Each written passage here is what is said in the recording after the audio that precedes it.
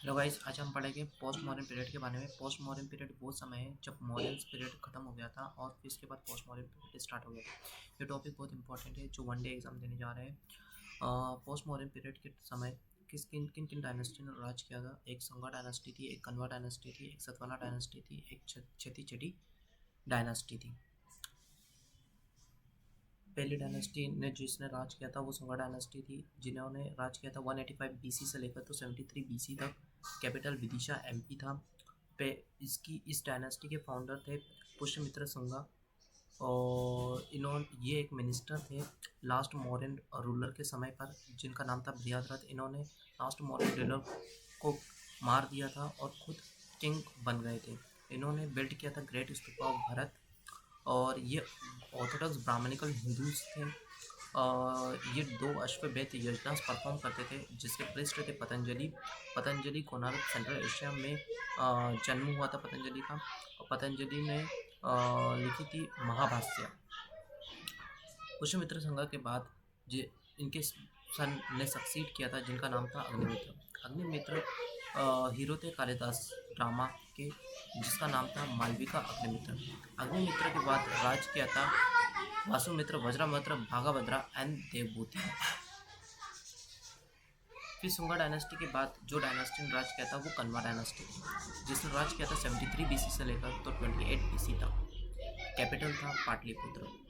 जो फाउंडर थे कन्वा डायनेस्टी के वो वासुदेव कन्वा थे। वासुदेव कन्वा मिनिस्टर थे लास्ट सुंगा रूलर के समय पर। इन्होंने लास्ट सुंगा रूलर देवभूति को मार दिया था और खुद किंग बन गए थे।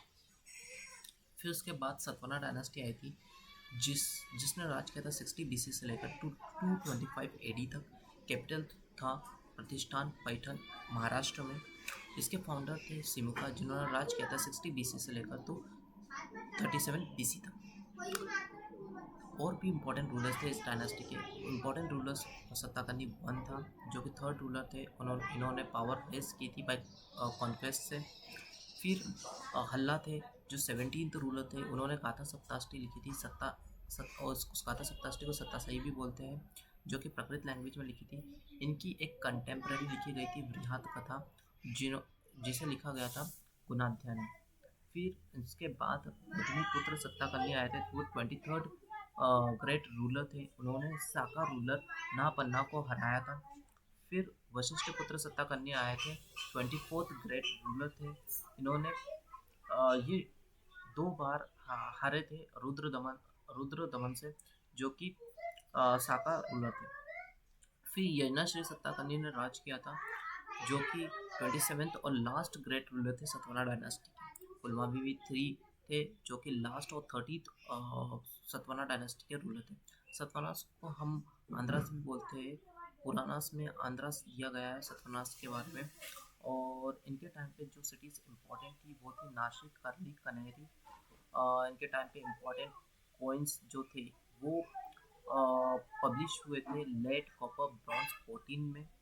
और इम्पोर्टेंट मॉन्यूमेंट्स जो थे वो स्कल्पचर ट्रेजर हाउस था, नागार्जुन कोंडा था, और अमरावती स्तूपा था। फिर नेक्स्ट डायनेस्टी जो आई थी वो छठी डायनेस्टी थी।